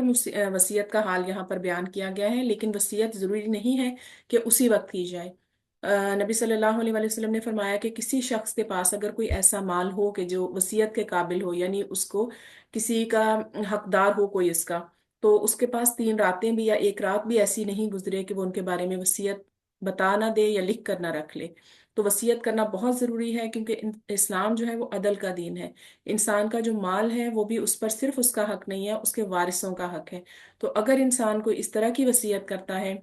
یا سرے سے وصیت کرتا ہی نہیں، جس کی وجہ سے اس کے جو حقدار ہیں یا وارث ہیں وہ کسی چیز سے محروم ہو جاتے ہیں، تو اس کے نتیجے میں بھی اللہ تعالیٰ کی پکڑ ہوگی۔ اسی لیے اللہ تعالیٰ نے یعنی نبی صلی اللہ علیہ وآلہ وسلم کو بھی نصیحت کی، آپ صلی اللہ علیہ وآلہ وسلم نے تمام مومنوں کو بھی نصیحت کی کہ وصیت جو ہے وہ ہر حال میں کی جائے اگر کسی کے پاس ایسا مال ہو۔ اور پھر اسی طرح حضرت سعد کے بارے میں ہمیں پتہ چلتا ہے کہ انہوں نے نبی صلی اللہ علیہ وآلہ وسلم سے پوچھا کہ میں کیا اپنا سارا مال صدقہ کر دوں؟ آپ نے فرمایا کہ نہیں۔ پھر انہوں نے پوچھا کہ میں کیا اپنا آدھا مال جو ہے وہ صدقہ کر دوں؟ آپ نے فرمایا نہیں۔ پھر آپ نے یہ فرمایا کہ جو وصیت ہے وہ صرف 1/3 میں سے ہو سکتی، یعنی جتنا بھی مال ہے وہ انسان جو ہے وہ خود اس کا یہ نہیں ہے کہ بس میرا مال ہے میں جو بھی کروں۔ تو اللہ تعالیٰ نے جیسے اس سے پہلے احکامات دیے زندگی کی حالت میں، اسی طرح مرنا بھی جو ہے وہ اللہ تعالیٰ کی مرضی سے ہے۔ اپنے مال کی وصیت بھی اللہ تعالیٰ کی مرضی سے ہے۔ مال میں وصیت جو ہے وہ 1/3 سے زیادہ نہیں ہو سکتی۔ اور پھر اس کے بعد یہ ہے کہ نبی صلی اللہ علیہ وسلم نے فرمایا کہ تم اپنے وارثوں کو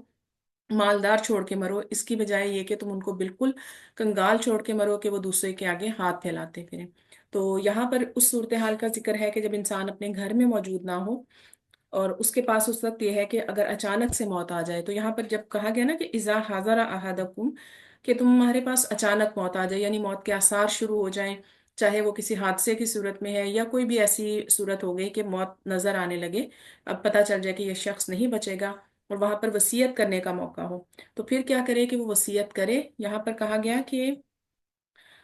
ذوا عدل منکم، تم میں سے 2 عادل آدمی ہوں۔ تم میں سے مراد یہاں پر کیا ہے؟ تم میں سے مراد یہ ہے کہ مسلمانوں میں سے۔ ذوا عدل سے مراد یہ ہے کہ جو، جیسے ہم نے پہلے بھی پڑھا، گواہی کے لیے عادل شخص کون ہوتا ہے؟ کہ جو اپنے فرائض پورے کرنے والا ہو اپنے اسلام میں، یعنی اسلام کے جو بنیادی فرائض ہیں نماز روزہ زکوٰۃ وغیرہ اس میں پورا ہو، اور پھر دوسری بات یہ ہے کہ وہ سچا انسان ہو۔ اس طرح کے لوگ یعنی منکم، تم میں سے 2 ہوں۔ اور پھر یہ ہے کہ یا اگر موجود نہ ہو تو غیر مسلم کی بھی اس کے سامنے بھی وصیت کی جا سکتی ہے۔ او آخران من غیرکم، یا پھر تم میں سے پہلے جو پریفرنس ہے وہ مسلمان کو دی جائے گی، اگر مسلمان اس موقع پر موجود نہیں ہے تو پھر غیر مسلموں کے سامنے بھی ان کو بھی وصیت کی جا سکتی ہے۔ ان انتم ضربتم فی الارض، اگر تم زمین میں سفر کر رہے ہو، فاصابتکم مصیبت الموت، اگر تمہیں موت کی مصیبت پہنچے۔ اب یہ واقعہ اس طرح سے ہوا تھا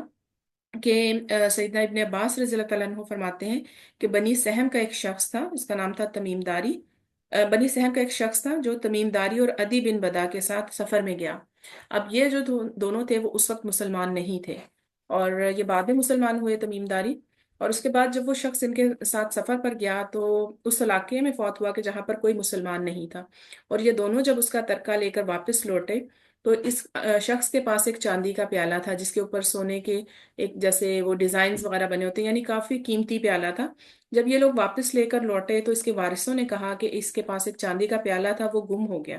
جس پر سونے کا خول چڑھا ہوا تھا۔ تو لیکن ان دونوں لوگوں نے یہی کہا کہ ہمارے پاس یہ نہیں ہے۔ ان دونوں سے قسم بھی لی گئی، لیکن ان دونوں نے انکار کر دیا کہ ہم نے ایسی کوئی چیز نہیں رکھی۔ بعد میں کیا ہوا کہ انہوں نے پیالہ کسی کو فروخت کر دیا۔ ان کے پاس جب دیکھا گیا، ان سے پوچھا کہ یہ تمہیں کہاں سے ملا، تو اس شخص نے انہی دونوں لوگوں کا نام لیا کہ انہوں نے ہمیں یہ بیچا ہے۔ تو یعنی پھر دوبارہ یہ مسئلہ شروع ہو گیا کہ اب یہ تو ہم نے تمیم اور عدی سے خریدا ہے، تو پھر ان شخص کے اس کے وارث کھڑے ہو گئے کہ اب انہوں نے بھی قسم اٹھائی کہ یہ ہمارے ہی یعنی جو بھائی یا عزیز تھا اس کا تھا، اور جبکہ یہ دونوں جو تھے وہ قسم پہلے اٹھا چکے تھے۔ تو پھر یہاں پر اس صورتحال کو بتایا گیا کہ اے لوگوں، جو تمہارے درمیان جو وصیت کے وقت آ جائے نا، اس سے آگے جو یہاں سے تحبیسونہما والا پارٹ شروع ہو رہا ہے، پھر یہاں پہ یہ مسئلہ شروع ہو گیا کہ اب ایک شخص جو تھا موت کے وقت اس کے پاس کوئی اس کے گھر والا موجود نہیں تھا، اس کے پاس 2 غیر مسلم موجود تھے، اور انہوں نے اس کی وصیت سنی، اور پھر اس کے بعد اس نے یہ کہا کہ یہ سارا مال جو ہے وہ میرے گھر والوں کو واپس پہنچا دو۔ انہوں نے کیا کیا؟ انہوں نے باقی سارا مال واپس پہنچا دیا، لیکن وہ پیالہ جو تھا وہ چھپا لیا۔ تو اب ایسا ہو کہ وارثوں کو اگر شک ہو، ٹھیک ہے، تو پھر یہاں پر یہ صورتحال بتائی گئی کہ تحبسونہما، کہ اگر تم یہ سمجھو یعنی تمہیں شک ہو کہ انہوں نے کوئی نہ کوئی چیز رکھ لی ہے، تو پھر کیا کرو؟ پھر من بعد الصلاۃ، کہ ان کو نماز کے بعد روک لو۔ اب یہاں پر نماز کے بعد روکنے کی یہاں پر کیوں صورتحال بتائی گئی؟ کیونکہ نماز کے بعد ایک تو یہ ہے کہ لوگ جمع ہوتے ہیں، यानी तमाम लोगों के सामने ये किया जाए, ताकि अगर कोई झूठ बोल रहा है तो उसको भी थोड़ी सी शर्मिंदगी महसूस हो। बाज़ दफ़ा इंसान अल्लाह ताला से तो नहीं डरता, लेकिन लोगों में उसको ये होता है कि मैं झूठी कसम ना खाऊं या झूठी गवाही ना दूं, क्योंकि अगर मेरा पोल खुल गया तो बाद में मुझे ज्यादा शर्मिंदगी होगी। तो इस नियत से भी कहा गया कि नमाज के बाद रोकें, ताकि इस तरह की जो चीजें हैं ना गवाही वाली, खास तौर पर वो मजमे में करने का हुक्म है। और जो हद जारी करना है उसको भी मजमे में करने का हुक्म है। जैसा अभी भी सऊदीया में अगर जो भी कोई हद जारी की जाती है, जैसे चोर का हाथ काटा जाता है, तो ज्यादातर वो जुमे के बाद किया जाता है, ताकि ज्यादा से ज्यादा लोग हाजिर हों और उसके गवाह भी हों। तो यहाँ पर क्या किया कहा गया कि बाद नमाज के उनको रोक लो, और फिर क्या करें कि वो दोनों कस्में खाएं। और उन दोनों से क्या हो कि यानी यहाँ पर ये सूरत हाल ये है कि जो गैर मुस्लिम थे उनको किस सूरत में उसने गवाह बनाया था, कि एक तो सफर का मौका था और दूसरे वाला मरने वाला वसीयत करना चाहता था, और वहां पर उसके पास कोई मुसलमान मौजूद नहीं था। फिर अल्लाह ताला ने क्या ताकीद फरमाई कि उन दोनों को रोक लो, नमाज के बाद वो दोनों खड़े हों और वो दोनों अल्लाह ताला की कसम खाकर कहें कि जो कुछ उन्होंने कहा है वो सच कहा है, उन्होंने कुछ भी तब्दील नहीं किया। फिर अगर वारिसों को फिर भी शक हो, इनिर तब तुम, अगर तुम्हें शक हो, तो फिर अब ये गवाही जो है वो शक की सूरत में ली जाएगी। और फिर अब वो क्या कह रहे हैं, ला नश्तरी भी सामाना, ये कौन कह रहे हैं कि वो लोग जिनको वसीयत की गई थी, वो कहते हैं कि हम इसके बदले कोई कीमत नहीं लेंगे, यानी हम जो गवाही दे रहे हैं, हम इस पे कोई भी झूठी गवाही नहीं दे रहे। और दूसरी चीज ये है कि हम इसमें कोई दुनिया का फायदा नहीं ले रहे, हम सच बोल रहे हैं। और अगर हमारे इसके मुकाबले में कोई रिश्तेदार ही क्यों ना हो, हम फिर भी रियायत नहीं करेंगे, यानी हम सच्ची गवाही देंगे। वला नक्तुमु शहादत अल्लाह, और ना ही हम अल्लाह ताला की गवाही को हम छुपाएंगे। यानी अल्लाह ताला की गवाही से मुराद की, यानी जो अल्लाह ताला ने हमें हुक्म दिया है उस गवाही को हम नहीं छुपाएंगे। इन्ना इज़ल्ला मिनल आसिमीन, तो हम जरूर गुनाहगारों में से हो जाएंगे। अब इसमें बहुत से हमें पॉइंट्स मिलते हैं कि वो शख्स जो था उसका सफर की हालत में इंतकाल हुआ, सफर में था। तो सफर में इंसान ये नहीं कर सकता कि अगर जो भी माल या उसके पास है जो भी चीज है, कि चलो मैं यही किसी को सदका कर देता हूँ, क्योंकि यहाँ पर हुक्म है कि जो माल है उसके वारिसों तक पहुंचाने का हुक्म है। यानी उसने इस हालत में भी ये कहा था कि ये जो मेरा माल है ये मेरे घर वालों तक पहुंचाया जाए। तो इससे ये भी पता चलता है कि वारिसों के हक में कोई भी ज्यादती करना अल्लाह ताला की तरफ से हुक्म नहीं है। क्योंकि अगर कोई शख्स इंसान, अगर जिसके पास कोई दौलत है, मालो दौलत है, अगर किसी भी वारिस से नाराज हो जाता है, अपने किसी बेटे हैं या भाई है या जो भी उसके माल में वारिस है, उससे नाराज हो जाता है और इस नियत से ज्यादा खर्च करता है अपनी जिंदगी में कि मैं इसके लिए तो कुछ नहीं छोड़ के जाऊंगा, तो ये भी चीज पसंदीदा नहीं है। या फिर मरते हुए ऐसी वसीयत कर जाना कि फिर इस किसी एक वारिस का नुकसान होना या सबको बराबर ना देना, तो ये भी जो है ये पसंदीदा नहीं है, यानी इस चीज की भी इजाजत नहीं है। अल्लाह ताला ने फरमाया कि वन थर्ड में से, यानी अगर किसी ट्रस्ट को देना है, किसी को सदका करना है, किसी को तोहफा देना है या कुछ भी करना है, तो एक तिहाई हिस्से से ज्यादा नहीं करेंगे। बाकी माल जो है वो अल्लाह ताला की जो आयात जैसे हमने सूरह निसा में पढ़ी थी, बहुत खोल खोल के एक एक का हिस्सा अल्लाह ताला ने बताया था। और इतनी तफसील से बताया गया कि अगर बेटा हो तो फिर ये हिस्सा है, अगर एक बेटा हो, इतनी बेटियां हो फिर ये हिस्सा है, अगर भाई बहन हो, अगर कलाला हो, वालिद वालदा हो ना हो, इतने ज्यादा हिस्से खोल के बताए, इस वजह से कि जब अल्लाह ताला ने तय कर दिया तो किसी इंसान का हक नहीं रहता कि किसी वारिस का हक मारे। तो इसीलिए वारिसों को पहुंचाना जरूरी है। फिर दूसरी बात यह कही गई कि यहाँ पर गवाही की भी बताई गई कि वो कसम खाकर कहें कि हम गवाही देते हैं, यानी अल्लाह ताला की कसम खाना जरूरी है। अल्लाह ताला की कसम खाएं और फिर ये कि वो ये कहें कि हम ऐसी गवाही देते हैं कि इसके बदले ना तो हम दुनियावी कोई बदला लेंगे, यानी किसी भी चीज के बदले हम अपनी गवाही को नहीं बेचेंगे, चाहे वो कोई हमारा अजीज ही क्यों ना हो। तो यहाँ पर हमें गवाही देने के असूल भी पता चलते हैं कि हर इंसान की जिंदगी में अगर कोई भी ऐसा मौका आता है तो उसको जो चीज अल्लाह ताला ने उसके ऊपर डाली है ना, उसको एक हक का पता है, तो फिर वो उस चीज को नहीं छुपा सकता, चाहे वो उस किसी कीमत लेने के बदले या चाहे किसी रिश्तेदारी की वजह से वो हक को छुपा जाए, ऐसा नहीं करना चाहिए। और जिस शख्स के सामने वसीयत की जाती है उसकी बहुत बड़ी जिम्मेदारी होती है। यानी जो मरने वाला है वो तो चला जाएगा, अब उसका तो कोई सबूत नहीं रह गया, या उसके अल्फाज और कोई नहीं सुन सकता सिवाय उसके कि जो उस वक्त वहां मौजूद था। तो उस पर ये बहुत भारी जिम्मेदारी है कि वो पूरी अमानतदारी से जो माल उसके पास था वो वापस पहुंचाए, या जो अल्फाज उसने कहे हैं वो पूरे के पूरे जो है वो उसके घर वालों तक पहुंचाए।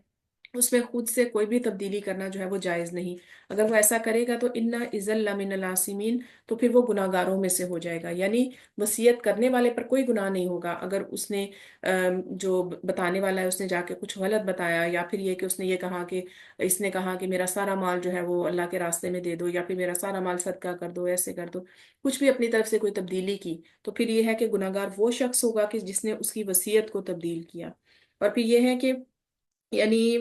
इस पे जो गवाह है ना, जिन जो वसी कहा जाता है जिस शख्स के सामने वसीयत की जाए, तो जो वसी हैं वो भी उस सूरत में गुनाहगार होंगे अगर वो उसमें से कोई भी तब्दीली करते हैं या कोई भी हक तलफी करते हैं। और फिर यहाँ पर कस्में लेने के लिए इसलिए भी कहा गया कि अगर उसके वारिस कसम खा लेंगे, फर्ज करें यहाँ हम अगर एक ऐसी मिसाल लेते हैं कि अगर कोई इंसान था, किसी हॉस्पिटल में उसकी डेथ हुई, या अचानक वो गया था वहां पर किसी और चीज के लिए, उसके पास कोई नहीं था, कोई टेस्ट वगैरह कराने गया था, उसकी वहां पर डेथ हो गई। अब घर वालों को, हर शख्स को पता है कि ये हमेशा एक घड़ी पहनता है जो हमेशा इसके हाथ में होती है, और वहां पर उस वक्त वो था, उसने जो भी कोई डॉक्टर था या उसके पास जो भी कोई नर्स वगैरह जिसको भी उसने कोई वसीयत कर दी, या नहीं भी उसने वसीयत की कि मेरे घर वाले आएंगे तो ये उनको दे देना।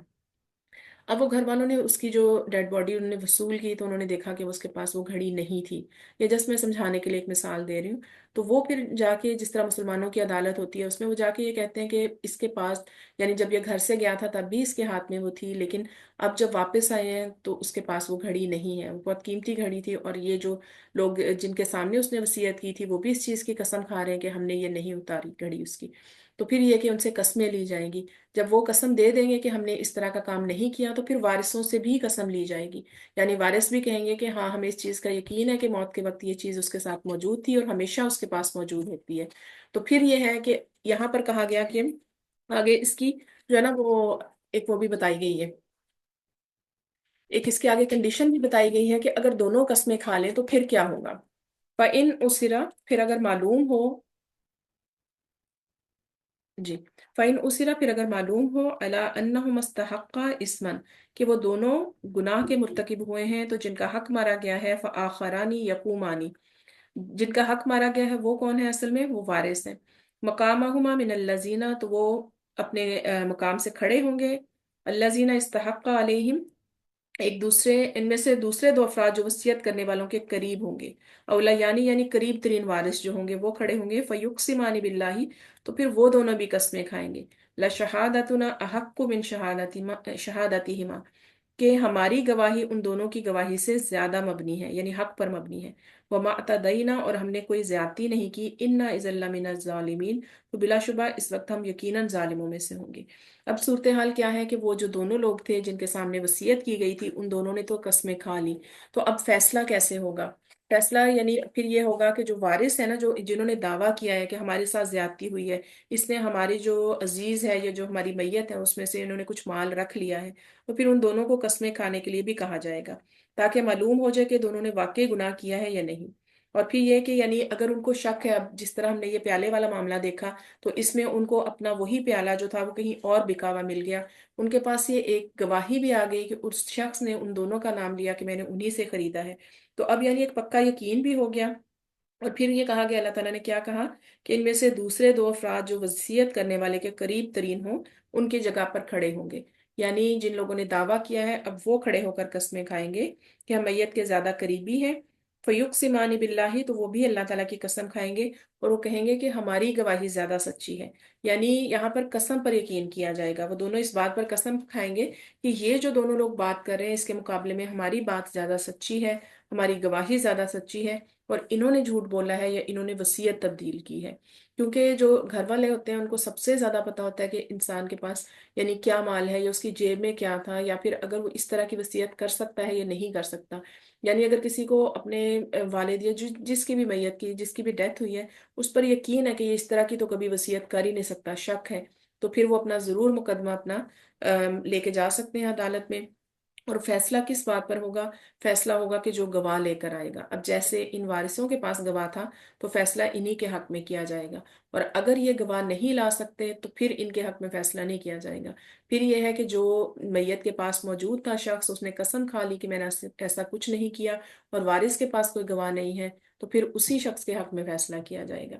और फिर वमा तदईना, यानी कौन कह रहा है, यहाँ पर वारिस कह रहे हैं कि हमने कोई भी ज्यादती नहीं की, इन्ना इज़ल्ला मिनज़ ज़ालिमीन, तो फिर बेशक हम जालिमों में से होंगे। तो ये थोड़ी सी जरा ट्रिकी आयत है, इसको हम थोड़ा सा एक दफा रिवाइज कर लेते हैं। कि यहाँ पर सूरत हाल ये बताई गई कि वसीयत किस सूरत में की जाती है, कि जब मौत के आसार नजर आना शुरू हो जाए, तो उस वक्त मोमिनीन पर, मुत्तकीन पर हक है कि वो जरूर अपने माल की वसीयत कर दें, ताकि बाद में कोई भी उसमें कंफ्यूजन ना रहे। اب جو وصیت ہے وہ صرف ون تھرڈ مال میں سے کی جائے گی، باقی مال جو ہے وہ اللہ تعالیٰ کے بتائے ہوئے طریقے کے مطابق وارثوں میں تقسیم کیا جائے گا۔ اب جس شخص کے پاس وہ جس کو لگ رہا ہے کہ اب میری موت قریب ہے، تو اس چیز کا انتظار نہ کرے کہ میرے گھر والوں کو بلاؤ، میرے وارثوں کو بلاؤ، یا اب میں وصیت کروں گا، اس وقت اس کے پاس کوئی بھی موجود ہے، اگر تو مسلمان کوئی اویلیبل ہے، اس کو بلایا جا سکتا ہے، پاس ہی کوئی ہے، تو مسلمانوں میں سے دو لوگوں کے سامنے وصیت کی جائے گی۔ اور یہ ہوتی ہے آئیڈیل سچویشن۔ اسلام میں تمام احکامات ایسے ہیں کہ جس میں آئیڈیل سچویشن بتائی جاتی ہے، پھر اس کی رخصت بھی بتائی جاتی ہے۔ اب جیسے نماز کی آئیڈیل سچویشن ہے کہ انسان سنت نوافل کے ساتھ اچھی طرح سے نماز ادا کرے، لیکن اس کی رخصت کیا ہے کہ سفر میں جیسے آپ نماز قصر کر سکتے ہیں، اسی طرح اس سچویشن میں آئیڈیل سچویشن یہ ہے کہ مسلمان ہوں، دو ہوں، ان کے سامنے عدل والے ہوں، اس کے سامنے وصیت کی جائے۔ لیکن ایکسیپشن اس میں کیا ہے، رخصت کیا ہے کہ اگر مسلمان موجود نہیں تو پھر غیر مسلم کے سامنے بھی وصیت کر سکتے ہیں۔ اب جس کے سامنے بھی وصیت کی، اس پر حق ہے کہ وہ پورا کا پورا مال اور اس کے الفاظ جو بھی اس نے کہے ایز اٹ از اس کے گھر والوں کو پہنچا دے، وارثوں کو پہنچا دے۔ اب اگر وارثوں کو شک ہو کہ انہوں نے وصیت میں کوئی تبدیلی کی یا انہوں نے اس کا مال کچھ رکھ لیا ہے، تو پھر کیا کریں گے کہ وہ ان سے قسمیں لیں گے، اور اگر ان کو یعنی کوئی اس بات کا بعد میں بھی ثبوت مل جاتا ہے کہ نہیں انہوں نے بے ایمانی کی ہے، تو وہ اپنا مقدمہ جو ہے وہ عدالت میں لے کے جا سکتے ہیں، قاضی کے سامنے لے کے جا سکتے ہیں۔ وہاں اس کا فیصلہ کیسے ہوگا کہ وہ قاضی جو ہے وہ ان دونوں سے دوبارہ قسمیں لے گا جو موت کے وقت موجود تھے۔ اگر وہ کہیں کہ ہم نے اس میں سے کوئی مال نہیں رکھا، قسم کھا لیں، تو پھر وارثوں سے بھی قسم کھلوائی جائے گی، یعنی وہ بھی قسم کھا کر کہیں کہ ہمیں پورا شک ہے کہ واقعی ہی انہوں نے جو ہے کوئی نہ کوئی بددیانتی کی ہے، کوئی مال رکھا ہے، تو پھر فیصلہ اس کے حق میں کیا جائے گا کہ جو اپنا کوئی نہ کوئی گواہ لے آئے۔ تو یہ اس کا تھوڑا سا خلاصہ تھا تاکہ یہ تھوڑا سا آسان ہو جائے، لیکن جیسے میں نے بتایا نا کہ یہ قرآن کی مشکل آیات میں سے یہ آیات ہیں، ان کو سمجھنا تھوڑا مشکل بھی ہے، لیکن سمجھنا ہر شخص کے لیے ضروری بھی ہے، کیونکہ موت کا معاملہ، وصیت کا معاملہ، مال کی تقسیم کا معاملہ ہر شخص کے ساتھ درپیش ہے، ہر ایک کی زندگی میں یہ معاملات پیش آتے ہیں، اور اگر ہو سکتا ہے کہ کسی کو بتانے کے لیے ضرورت پیش آئے، یا پھر یہ کہ ہم میں سے سب کے پاس کچھ نہ کچھ تو ایسے کوئی ہوتا ہی ہے تھوڑی بہت چیز، تو یعنی یہ کوشش کرنی چاہیے کہ وصیت اس کی ضرور کی جائے، یا کسی نہ کسی کو بتا دیا جائے کہ میرا یہ ارادہ ہے کہ میں اس کو اس طرح سے یعنی استعمال کیا جائے، یا میرے بعد اس طرح سے اس کو استعمال کیا جائے۔ اگلی آیت ہے ذالک ادنا، یہی قریب ترین ہے، ان یاتوا بالشہادۃ علی وجہہا، یہی طریقہ قریب ترین ہے کہ لوگ اس طریقے پر گواہی دیں، او یخافوا، یا وہ ڈریں، کس چیز سے، ان ترد ایمان بعد ایمانہم، کے دوسروں کی قسموں کے بعد ان کی قسمیں رد کر دی جائیں گی، واتقوا اللہ واسمعوا، اور اللہ تعالیٰ سے ڈر جاؤ اور سنو، واللہ لا یہدی القوم الفاسقین، اللہ تعالیٰ نافرمان لوگوں کو ہدایت نہیں دیتا۔ اب یہاں پر یہ جو کہا گیا نا کہ قسموں کے اوپر قسمیں کھلوائی جائیں، وہ کس وجہ سے کہ جب وارث قسم کھائیں گے نا تو دوسرے ڈر جائیں گے، اگر انہوں نے یعنی بے ایمانی بھی کی ہوگی نا تو ان کی قسموں سے ڈر جائیں گے کہ اللہ تعالیٰ کو گواہ بنا کر کہہ رہے ہیں کہ ہاں واقعی انہوں نے مال کھایا ہے، تو اس چیز کے لیے یہاں پر ان کی خیانت کو ظاہر کرنے کے لیے گواہی کو جو میت کے وارث ہیں اس کی طرف لوٹانے کی یہاں پر حکمت اللہ تعالیٰ نے بیان کی ہے کہ یہ طریقہ قریب ترین ہے، یعنی بہت طریقہ ہے کہ لوگ اس سے ڈر جائیں گے کہ دوسروں کی قسموں کے بعد یعنی جب وہ بھی قسمیں کھا لیں گے تو ہماری قسمیں تو رد کر دی جائیں گی، ہماری قسموں کو قبول نہیں کیا جائے گا، تو اس وجہ سے واتقوا اللہ، اللہ تعالیٰ سے ڈر جاؤ، یعنی اللہ تعالیٰ کے احکامات کی مخالفت سے ڈر جاؤ۔ اب یہاں پر اللہ تعالیٰ نے دونوں طریقے سے ڈرایا ہے کہ وہ شخص بھی ڈر جائے کہ جو صرف وہ موجود تھا اس وقت میت کے پاس، وہ بھی ڈر جائے، اللہ تعالیٰ سے بھی ڈر جائے اور لوگوں سے بھی ڈر جائے، دونوں چیزیں یہاں پر بتائی گئی کہ جھوٹ اور خیانت کو چھوڑ دو، اور اسی میں یعنی لوگوں کے سامنے کہا گیا نا کہ نماز کے بعد روکو، تو یعنی مجمع کے سامنے گواہی لینے کا یہ بھی ہے کہ انسان جھوٹ بولتے ہوئے تھوڑا جھجکے، اگر کسی نے میت کا کوئی مال رکھ لیا ہے، اس کچھ غائب کر لیا ہے، تو وہ کم از کم لوگوں کے ڈر سے نہیں باز آتا، تو پھر واتقوا اللہ، اللہ تعالیٰ سے ڈرو، واسمعوا، اور سنو جو تمہیں نصیحت کی جاتی ہے، کیونکہ یہ کوئی چھوٹا معاملہ نہیں ہے، یعنی اب آج کل تو یہ نہیں ہے اتنا زیادہ، لیکن پہلے قافلوں میں لوگ سفر کیا کرتے تھے، اور قافلے اتنے اتنے دن گھروں سے غائب رہتے تھے، یعنی مہینوں کا سفر ہوتا تھا، بعض دفعہ گھر والے ساتھ نہیں ہوتے تھے، بعض دفعہ دوست ہوتے تھے، یا تجارتی قافلے ہوتے تھے جس میں کئی تاجر جو ہیں وہ اس وقت ہمیں پتہ ہے کہ جس طرح سونے چاندی کے سکے استعمال ہوتے تھے، تو یہ ساری چیزیں ساتھ اٹھا کے چلتے تھے، تو اس وقت یہ چیز جو تھی نا، یہ امانت داری اس لیے بھی بہت زیادہ مطلب دھیان میں رکھنے کا کہا جا رہا ہے کہ اس طرح نہیں تھا کہ کوئی کیش وغیرہ نہیں ہوتا تھا، پاس سونے کے سکے ہوتے تھے، اور اگر کوئی شخص اللہ تعالیٰ سے نہ ڈرے، اللہ تعالیٰ کا تقویٰ اس میں موجود نہ ہو، تو پھر وہ کیا کرتا ہے، کچھ 5-10 سکے اگر ادھر ادھر کر بھی لے گا تو اس کو کون دیکھنے والا ہے، وہاں پر کوئی بھی نہیں، میت تو وہ جو چلی گئی، جس کا مال تھا وہ تو چلا گیا اس دنیا سے، وارث وہ ہیں جو ابھی پہنچے نہیں ہیں، تو درمیان میں کیا چیز اس کو ایمان پر قائم رکھے گی؟ اللہ تعالیٰ کا تقوی، اور اللہ تعالیٰ کا جو شعور ہے، اس کی نگرانی کا شعور ہے، وہی اس کو باز رکھ سکتا ہے کہ وہ تمام مال جو ہے وہ امانت داری سے اس کے وارثوں تک پہنچائے۔ پھر اللہ تعالیٰ نے کیا کہا کہ جو ان احکامات پر عمل نہیں کرتے ان لوگوں کو فاسق کہا گیا، یعنی نافرمان لوگ کہا گیا، اور اللہ تعالیٰ نافرمان لوگوں کو ہدایت نہیں دیتے۔ اللہ تعالیٰ کی اطاعت سے نکلنے والوں کو اور پھر شیطان کی اطاعت کرنے والوں کو، رب کی نافرمانی کرنے والوں لوگوں سے اللہ تعالیٰ محبت نہیں کرتے۔ اور پھر یہاں پر یعنی گواہی کو ٹھیک ٹھیک قائم رکھنے کی ہمیں اہمیت بھی پتہ چلتی ہے کہ صرف وصیت کے معاملے میں یا پھر ایسے معاملے میں، ہر معاملے میں جو گواہی ہے اس کی اہمیت بہت زیادہ ہے۔ اور گواہی دینے کے معاملے میں بالکل بھی نہیں، یعنی اس چیز کی یہ نہیں کرنی چاہیے کہ ایک کوئی جانبداری جیسے ہوتی ہے کہ انسان کو جہاں بھی گواہی دینے کا موقع پیش آئے، وہاں پر اگر اس کا کوئی عزیز قریبی رشتہ دار ایک طرف ہے، گواہی اس کے خلاف بھی جا رہی ہے، انسان کے اپنے خلاف بھی جا رہی ہے، تو پھر بھی گواہی دینے سے یعنی پیچھے نہیں ہونا چاہیے۔ اور پھر یہ ہے کہ یہاں پر ایک حکمت یہ بھی بتائی گئی کہ نماز کے بعد جو حلف دینا ہوتا ہے نا، نماز کے بعد تھوڑا انسان کے ذرا ایمان کا لیول بھی ذرا بہتر ہوتا ہے۔ بہت سی ایسی چیزیں ہوتی ہیں کہ انسان ان سے مطلب ڈر جاتا ہے۔ اور پھر یہ کہ مجمع میں بھی اگر قسم کھائی جائے تو پھر بھی اس کو یہ ایک شرمندگی ہوتی ہے کہ اگر میری بات جھوٹی نکلی تو مجھے ان سب کے سامنے شرمندگی کا یعنی اٹھانا پڑے گا۔ اور پھر یہاں پر یہ بھی کہا گیا ایک اور چیز اس میں کہ مومنوں پر واضح کیا گیا کہ وہ معاملات میں رشتہ داری کا نہیں، حق کا لحاظ کریں گے۔ مومن ہر بات کو اللہ تعالیٰ کی امانت سمجھے گا، لہٰذا وہ یعنی خیانت نہیں کرے گا۔ اور پھر جس چیز کو بھی دیکھے گا، کیونکہ یہ عام حالات میں تو یہ ہوتا ہے نا کہ انسان جو اپنی ول لکھواتا ہے وہ جو زیادہ مطلب امیر یا آپ یہ کہہ لیں کہ مالدار لوگ بھی ہیں اور اس چیز کا شعور بھی ہے، تو وہ ہمیشہ اپنی ول لکھوا کے کسی سولسٹر وغیرہ کے پاس رکھ دیتے ہیں۔ لیکن اگر جس کے پاس کم یا زیادہ جتنا بھی مال ہے، تو یہ اللہ تعالیٰ کی طرف سے ایک اور آیت سے ہمیں پتہ چلتا ہے کہ متقین کے لیے اللہ تعالیٰ کی نصیحت ہے کہ وہ وصیت کر کے جائیں اپنے مال کی۔ اور پھر یہ ہے کہ یعنی زندگی میں تو اللہ تعالیٰ نے، جیسے ہم سورہ مائدہ میں پڑھ رہے ہیں نا، کہ بہت زیادہ احکامات ہیں کھانے پینے کے، ہر چیز کے، کہ زندگی جو ہے وہ اللہ تعالیٰ کی مرضی سے گزارو۔ اب ان آیات سے پتہ چل رہا ہے کہ جو مرنا ہے اس میں بھی اللہ تعالیٰ کی یعنی جو احکامات ہیں ان کو مد نظر رکھنا ہے۔ یہ نہیں کہ جو کھایا پیا، اچھا مال جو ہے وہ بہت زیادہ خرچ کر دیا کہ چلو مرنے کے بعد تو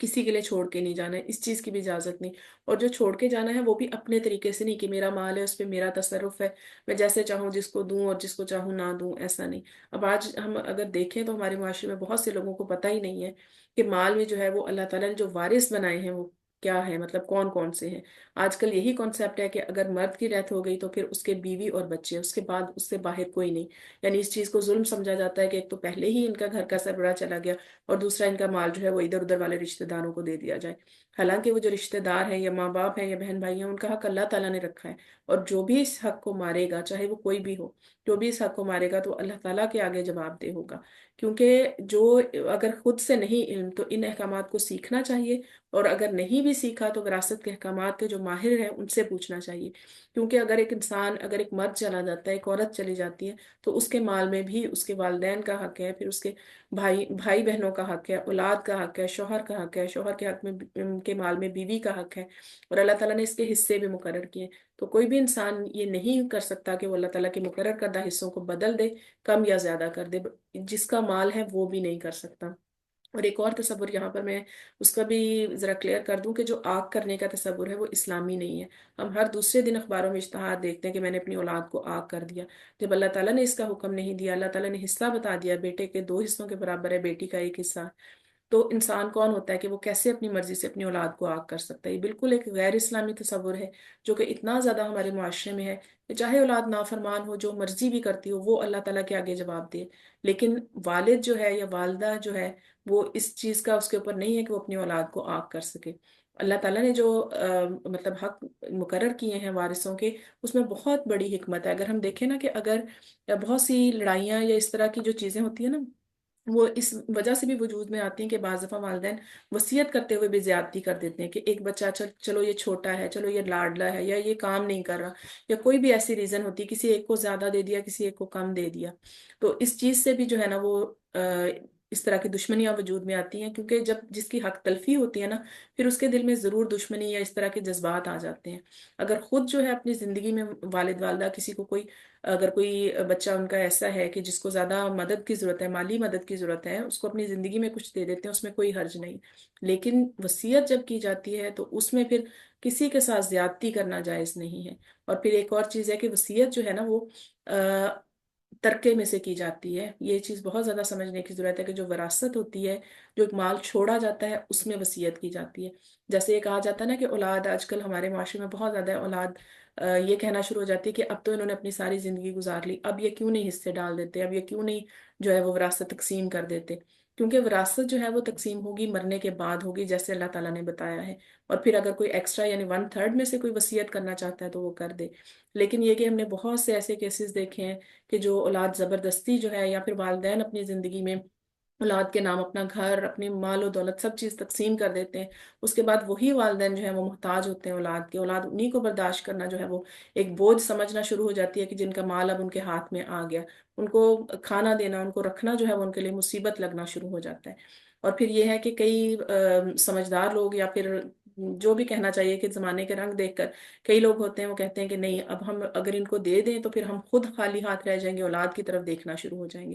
تو یہاں پر ہمیں وراثت کا مطلب بھی سمجھنے کی ضرورت ہے کہ وراثت وہ مال ہے کہ جو اس انسان کے دنیا سے جانے کے بعد جو ہے وہ اولاد کے حصے میں یا وارثوں کے حصے میں آئے گا۔ کوئی انسان، ایون اولاد بھی اپنے والدین کو مجبور نہیں کر سکتی کہ ابھی جو ہے وہ اپنے مال مجھے دو۔ اگر وہ اپنی مرضی سے دیں تو ٹھیک ہے، مرنے کے بعد تو وارثوں کا ہو ہی جائے گا۔ جیسے ہمیں ایک حدیث سے بھی پتہ چلتا ہے کہ انسان ساری زندگی جو ہے وہ نہیں خرچ کرتا، اور جب مرنے کا موقع آتا ہے تو کہتا ہے کہ اب یہ مال فلاں کو دے دو، فلاں کو دے دو، اب تو فلاں کا ہو ہی چکا۔ اس سے یہ پتہ چلتا ہے کہ مرنے کے بعد ہی دوسروں کا ہوگا مال۔ اس کی زندگی میں جو ہے وہ انسان کا اپنا اس کا اختیار ہے، چاہے وہ اللہ تعالیٰ کے راستے میں خرچ کرے، چاہے وہ جو ہے وہ کنجوسی کرے، یا چاہے وہ اپنی اولاد کو دے نہ دے۔ یہ سارے اعمال جو ہیں وہ ان کا آگے جا کے اس کو حساب دینا ہوگا۔ لیکن اختیار کی بات کر رہی ہوں کہ اختیار جو ہے وہ اس کا ہے جو صاحب مال ہے، ٹھیک ہے؟ کوئی انسان، کوئی اولاد مجبور نہیں کر سکتی۔ اور اس میں دیکھیں اللہ تعالیٰ کے ایک ایک حکم میں حکمت ہے، کہ جس میں اللہ تعالیٰ نے یعنی جس طرح حصے مقرر کیے، پھر وارثوں کی حق تلفی نہ کرنے کی نصیحت کی، اور پھر یہ ہے کہ یعنی اسلامی معاشرے میں ہمیں اسلامی احکامات میں کتنا عدل ملتا ہے، اللہ تعالیٰ کے احکامات میں ہمیں کتنی حکمت ملتی ہے۔ اور ان کی پیروی نہ کرنے کی وجہ سے آج کل جو ہمارے معاشرے میں ہم دیکھتے ہیں ارد گرد اتنی زیادہ خرابیاں ہیں، خاص طور پر مالی خرابیاں جو ہیں بہت زیادہ ہیں۔ بہت سے والدین ایسے خود میں نے اپنی آنکھوں سے دیکھے ہیں کہ مطلب جو رو رہے ہوتے ہیں کہ اولاد نے زبردستی جائیداد کے کاغذات پر سائن کروا لیے، اور پھر اس کے بعد یہ ہے کہ ان کو پوچھتے نہیں،